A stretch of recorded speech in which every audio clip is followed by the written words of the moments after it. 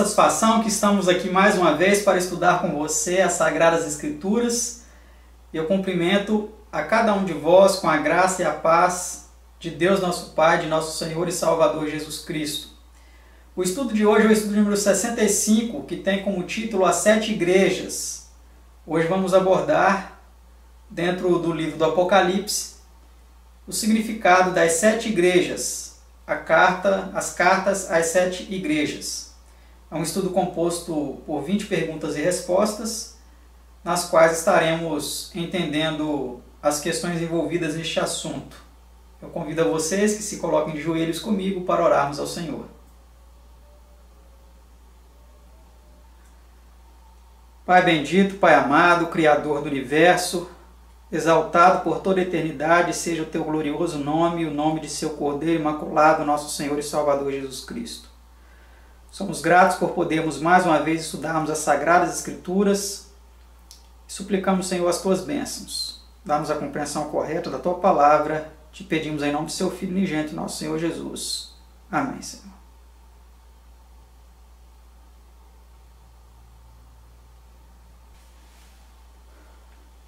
Vamos então agora descobrir quais são essas sete igrejas, às quais foram endereçadas algumas cartas e o que elas têm de importante para nos trazer de mensagens especiais para nós que vivemos neste tempo, né? A pergunta de número 1 tem a seguinte questão a nos trazer. Que título é dado ao último livro da Bíblia? Revelação de Jesus Cristo, Apocalipse 1, verso 1. Então esse é o título, né, do livro do Apocalipse. A palavra Apocalipse significa revelação de Jesus Cristo. Pergunta 2. A quem pertencem as coisas reveladas? Vejamos então a quem pertencem. As coisas encobertas pertencem ao Senhor nosso Deus, porém as reveladas nos pertencem a nós e a nossos filhos para sempre. Deuteronômio 29, 29. Então aquilo que foi revelado pertence a nós, a nossos filhos, para que possamos entender qual é a vontade de Deus. A pergunta de número 3. Com que propósito foi dada a revelação? Vamos ver então para que Deus deu a revelação a cada um de nós. Revelação de Jesus Cristo, a qual Deus lhe deu para mostrar aos seus servos as coisas que brevemente devem acontecer. Apocalipse 1, verso 1. Então o propósito da revelação ter sido dada foi para que Deus nos revelasse as coisas que aconteceriam, para que ninguém ficasse em trevas a respeito do que aconteceria. Por isso foi dada a revelação do Apocalipse. Pergunta 4. Que grande acontecimento, de acordo com este livro, está iminente? Vejamos que acontecimento é esse. Eis que vem com as nuvens e todo o olho o verá, até os mesmos que o traspassaram, e todas as tribos da terra se lamentarão sobre ele.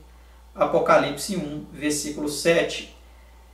Este livro não somente se abre e encerra com o assunto da segunda vinda de Cristo, mas todas as suas 8 linhas proféticas para ele convergem como o grande evento culminante da igreja e do mundo. Então este grande evento retratado no livro do Apocalipse é a breve volta de nosso Senhor e Salvador Jesus Cristo. Pergunta 5. Que animação é dada aos que estudam este livro? Vejamos que animação é essa.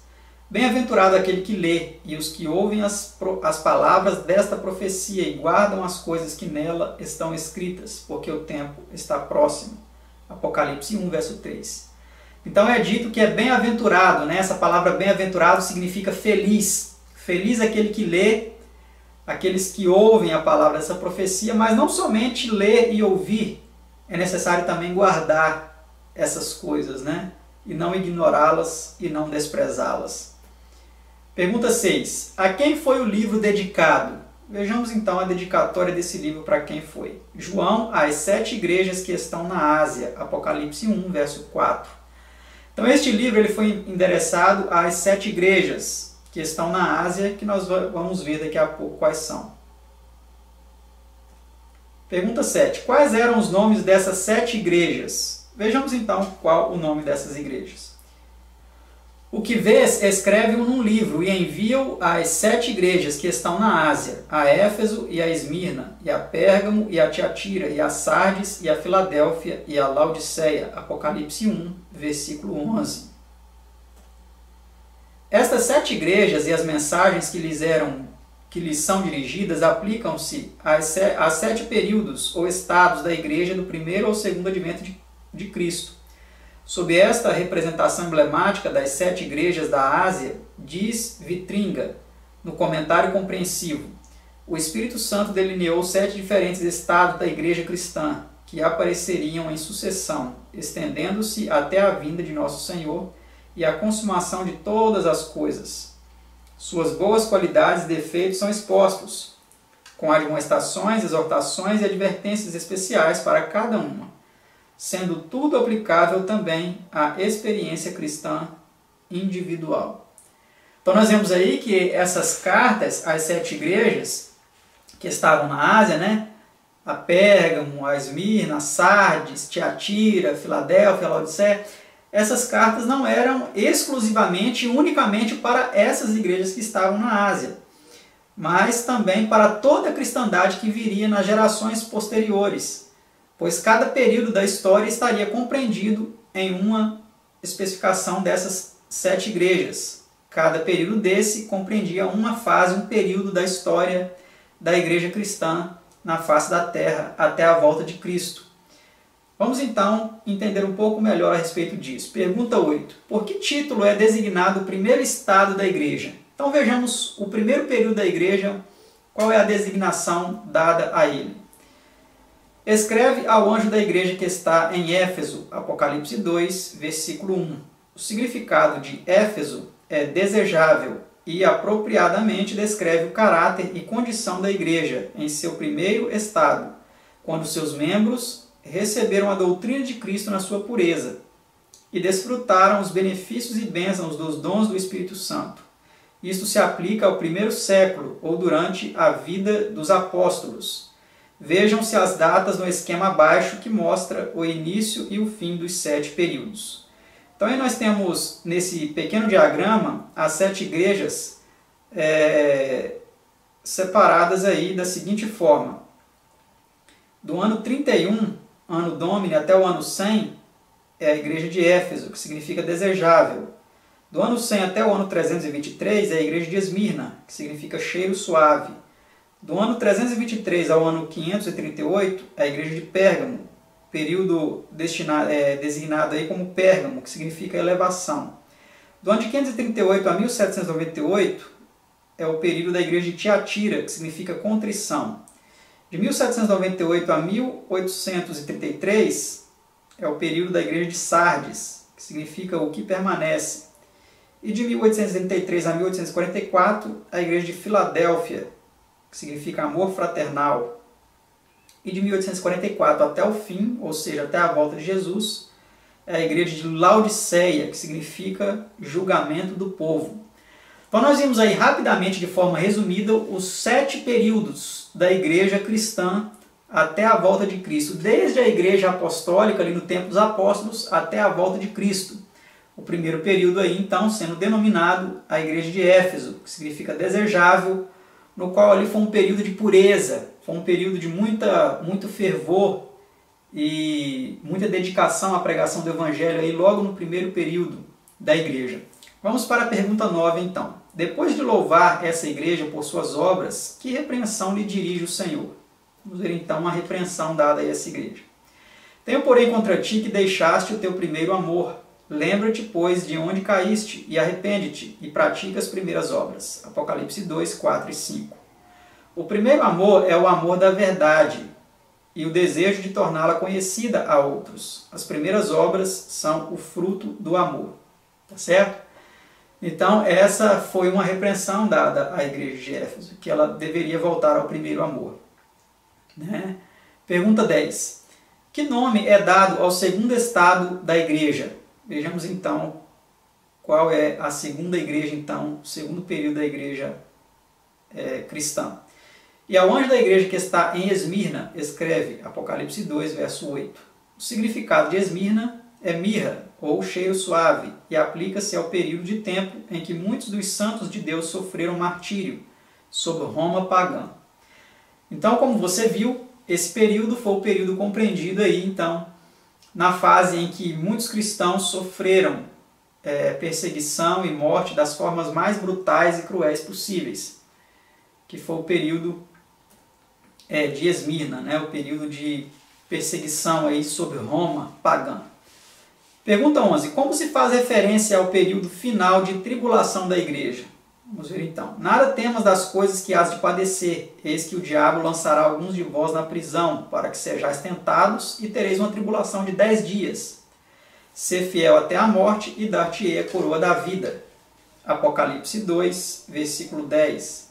A mais cruel das assim chamadas 10 perseguições sobre Roma pagã começou sob o imperador Diocleciano e estendeu-se de 303 Anno Domini a 313 Anno Domini, um período de 10 dias proféticos, ou seja, um período de 10 anos, né, de 303 a 313, onde aí nesses 10 anos houve uma forte perseguição sobre Roma pagã e muitos cristãos entregaram a sua vida em prol do Evangelho.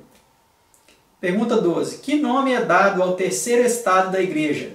Vejamos então o que diz Apocalipse 2, verso 12. E ao anjo da igreja que está em Pérgamo, escreve. Então, esse período foi chamado de Pérgamo, e aí nós vemos o significado dele. O significado de Pérgamo é altura, elevação, e apropriadamente representa o período da igreja cristã que começa com o reinado do imperador Constantino, em 313 Anno Domini, quando o poder que condenara à morte os cristãos esposou a causa da igreja e, mediante recompensas, editos e promessas de cargos no governo, procurou induzir o povo a tornar-se cristão, trazendo assim para a igreja um dilúvio de mundanismo e corrupção. Muitos dos ritos e cerimônias pagãos previamente introduzidos na religião, incluindo a festividade pagã, o domingo, dia do sol, foram então estabelecidos por lei, resultando daí o primeiro dia da semana tomar o lugar do sábado bíblico. Então foi nesse período, né, o período de Pérgamo, que nós vemos aí então a aceitação de Roma. Roma falsamente aceitou o cristianismo aí na pessoa de Constantino, né, parou a perseguição, e agora o inimigo mudou de tática. Ele viu que perseguir a igreja não era o melhor método, porque o sangue dos cristãos parecia que era semente. Quanto mais cristãos morriam, mais cristãos aceitavam, mais pessoas aceitavam o cristianismo. Então o que o inimigo começou a fazer? Ele começou agora, através de Constantino, a beneficiar o cristianismo, mas também introduzindo no cristianismo o paganismo, através aí então da influência do governo, na influência direta do imperador romano, em falsas doutrinas sendo introduzidas no cristianismo, como a guarda do domingo, né, em 321, como também a introdução, a oficialização, podemos dizer assim, né, porque alguns conceitos já estavam querendo ser introduzidos no meio cristão. Então houve também a oficialização da doutrina da Trindade no Concílio de Nicéia, em 325, Anno Domini, um pouco após, né, da oficialização da guarda do domingo, que foi em 321.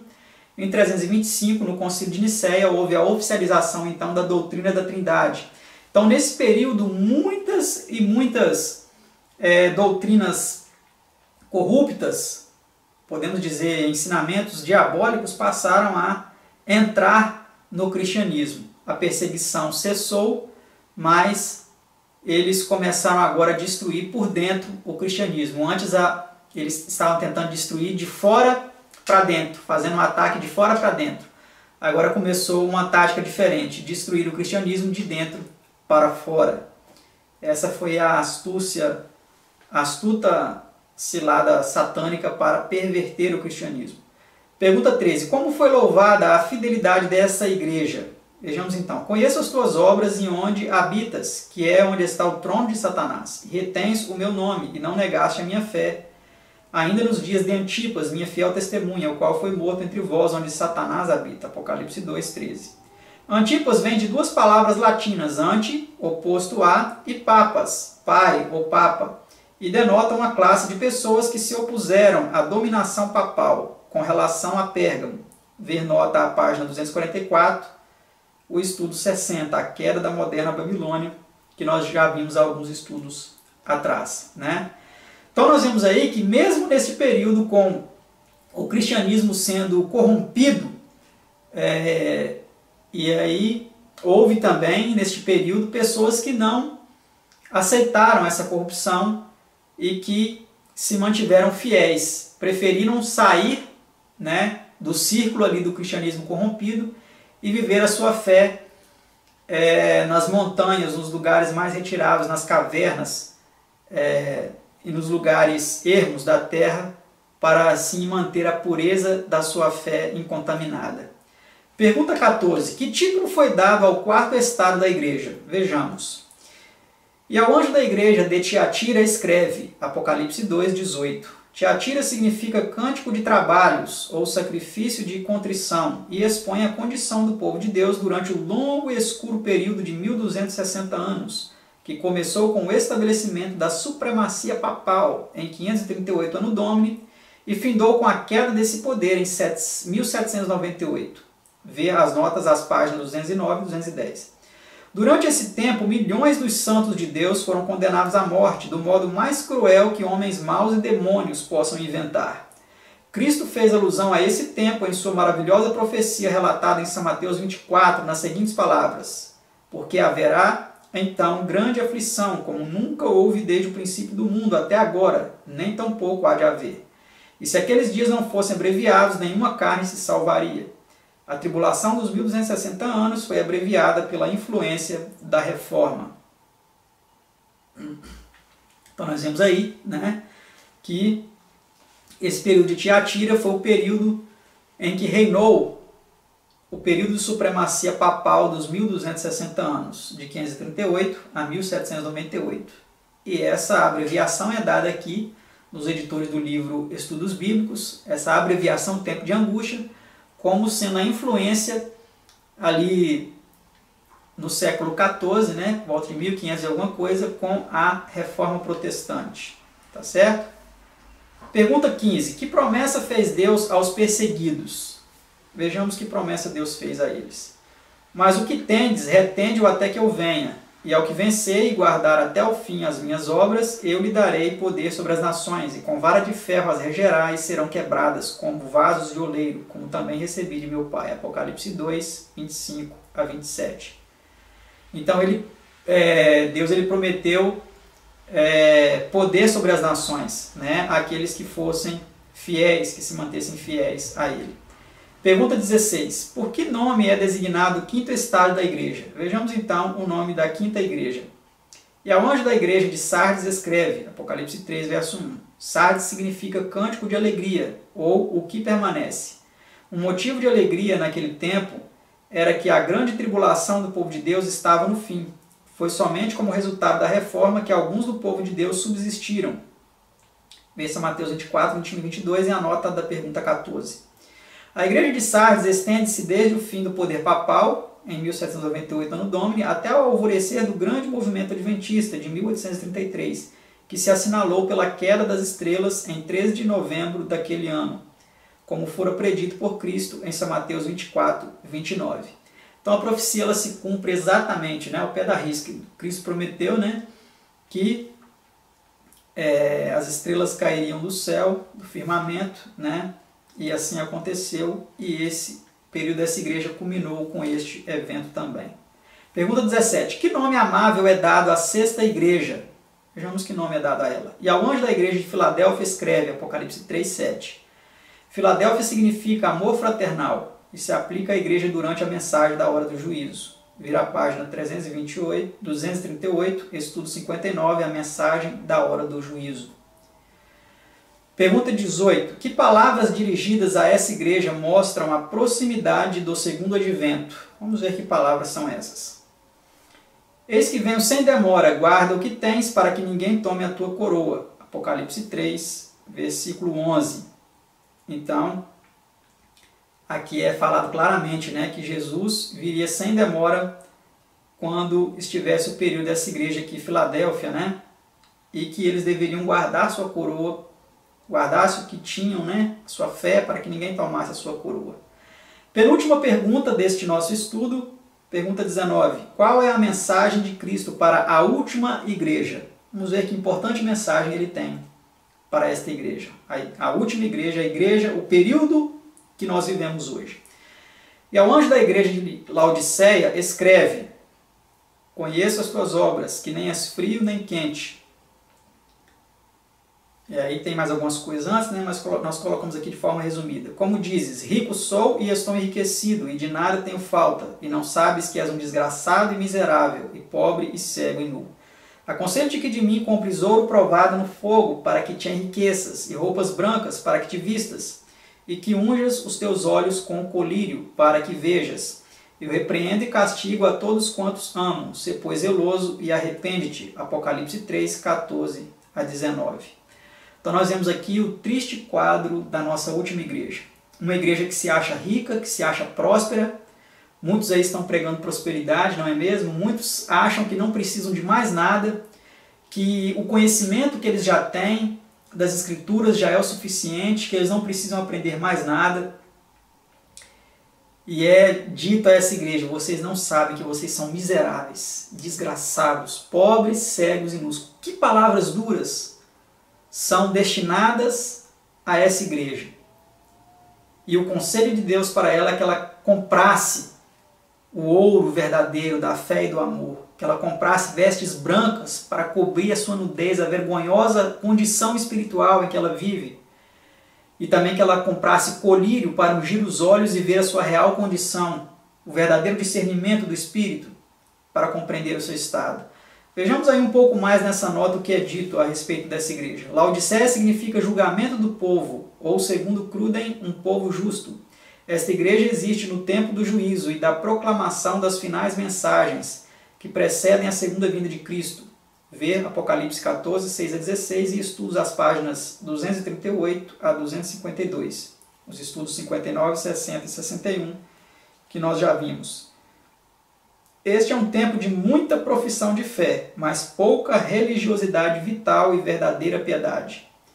Então é um tempo no qual existe muito oba-oba, muito cristianismo de camiseta, de boné, de slogan, de oba-oba, de shows pirotécnicos, mas pouco cristianismo prático, verdadeiro, pouco cristianismo autêntico, aquele que é pedido nas Sagradas Escrituras. Vamos para a última pergunta, pergunta 20. Qual animação é dirigida aos que ouvem essa mensagem? Eis que estou à porta e bato. Se alguém ouvir a minha voz e abrir a porta, entrarei em sua casa e com ele cearei e ele comigo. Apocalipse 3, versículo 20. As incisivas penetrantes mensagens às 7 igrejas contêm importantíssimas lições de admoestação, animação e advertência para os cristãos de todos os tempos. As 7 promessas ao vencedor encontradas nessa cadeia profética, com a 8ª ou universal promessa relatada em Apocalipse 21:7, formam uma constelação de promessas tão preciosas quanto confortadoras e tão inspiradoras quanto outras quaisquer relatadas nas Escrituras. Ver páginas 567 e 777. Então, meus amados, o conselho de Cristo é esse. Eis que estou à porta e bato. Isso significa que ele está do lado de dentro ou do lado de fora? Ele está dentro da igreja de Laodiceia ou ele está do lado de fora querendo entrar? Muitos estão acreditando que Cristo está aí na sua igreja. Mas na realidade ele diz que ele está à porta batendo, porque eles não deixaram ele entrar. E esse chamado, esse convite, ele faz individualmente a cada um. Eu estou à porta, querendo entrar na sua vida. Se você aceitar e abrir a porta, eu cearei com você e você comigo. Sabe, meus amados, Cristo ele é educado. Ele não é atrevido como o inimigo. O inimigo ele arromba a porta, ele invade a vida das pessoas e faz uma miséria, faz um arraso. E talvez eu estou falando para pessoas que têm sentido um impacto do inimigo em suas vidas, com toda sorte de malícia, de maldade, de engano, de perturbações de toda ordem. Mas eu digo a você, se você deixar Cristo entrar na sua vida, ele vai fazer uma obra maravilhosa na tua vida. Se você der espaço, ele vai expulsar o maligno da sua vida e vai entrar na sua vida, fazer morada em sua vida e fazer um banquete com você. E você gozará de felicidade por toda a eternidade. Que você aceite esse convite que ele te faz e que nós nos regozijemos com a presença de Cristo em nossas vidas. Que Deus nos abençoe. Muito obrigado pela companhia e até o nosso próximo estudo, se Deus quiser. Tchau!